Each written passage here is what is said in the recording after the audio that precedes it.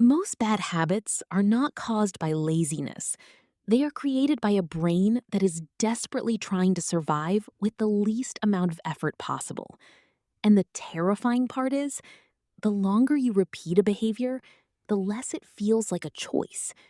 That's why you keep checking your phone without thinking, why you procrastinate, even when deadlines are destroying your peace, why stress suddenly turns into binge eating, doom scrolling, or escaping reality. You know these habits are hurting your life, but somehow your brain keeps dragging you back to them. In this video, we are going to break down the neuroscience of bad habits, why your brain keeps repeating behaviors you hate, why motivation almost never works long term, and most importantly, how to reprogram your mind using neuroscience-backed strategies that slowly weaken destructive behaviors and rebuild self-control from the inside out. One of the biggest lies people believe is that bad habits are simply caused by weak discipline. But neuroscience tells a much darker story. Your brain is constantly trying to automate behavior. Every repeated action slowly carves a pathway into your nervous system. And the more you repeat something, the stronger and faster that pathway becomes. This process is called neuroplasticity. At first, every habit requires conscious effort. But after enough repetition, your brain transfers control into a deeper system called the basal ganglia. That is the moment a behavior stops feeling intentional and starts becoming automatic.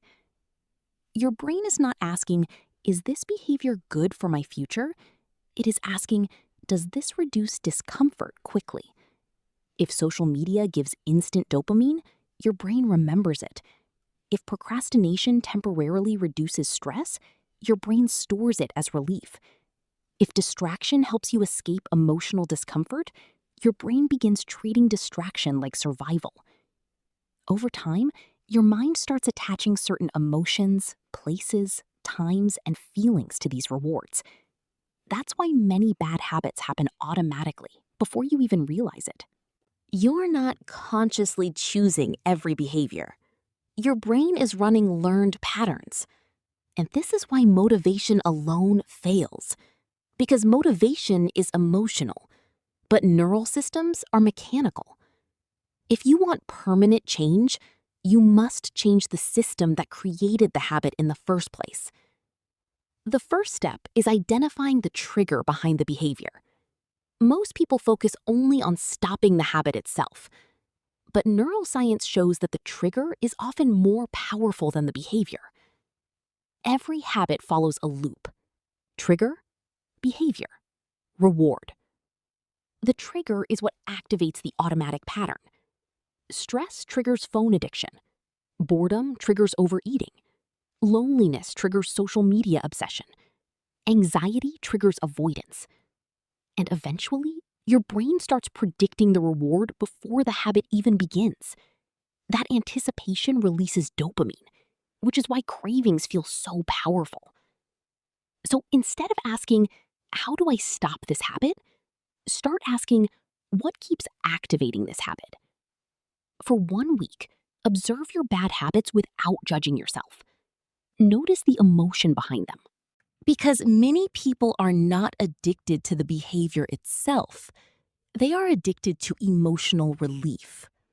And the moment you become aware of the pattern, the automatic loop weakens.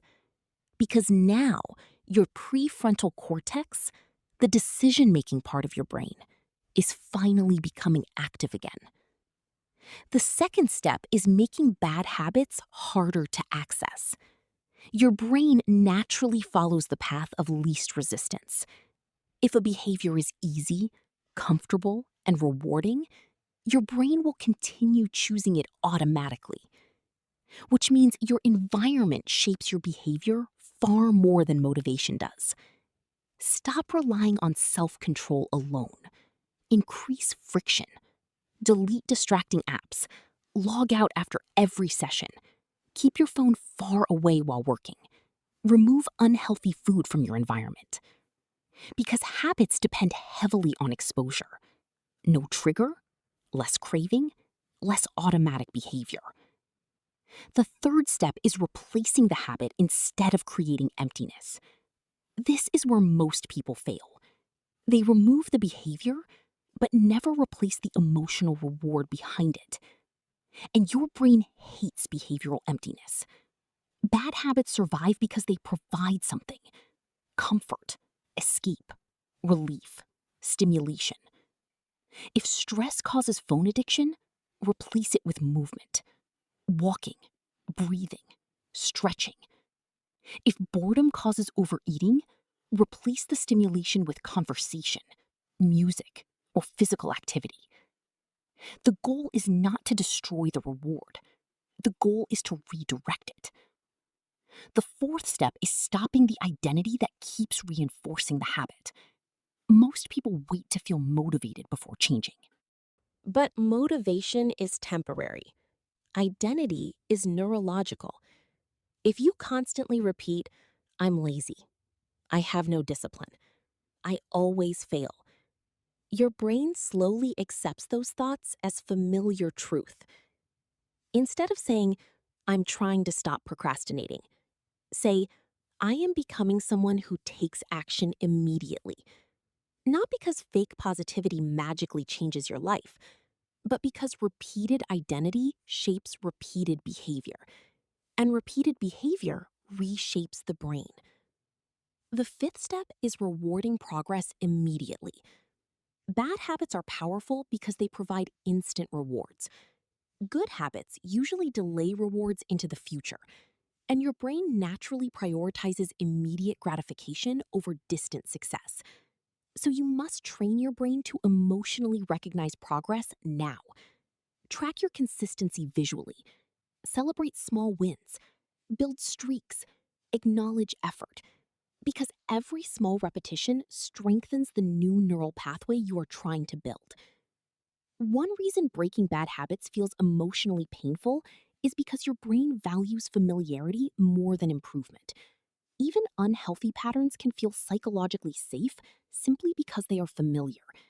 Change creates uncertainty, and uncertainty creates discomfort. But discomfort does not mean failure. Very often, it means your brain is adapting. And finally, stop expecting perfection. One bad day does not destroy progress. One mistake does not erase a new neural pathway. Your brain changes through repetition over time, not through one perfect performance. The goal is not to become a completely different person overnight. The goal is to slowly reduce unconscious self destruction while increasing conscious behavior little by little. Because real transformation is not about becoming someone new. It is about understanding how your mind works and finally using that knowledge in your favor.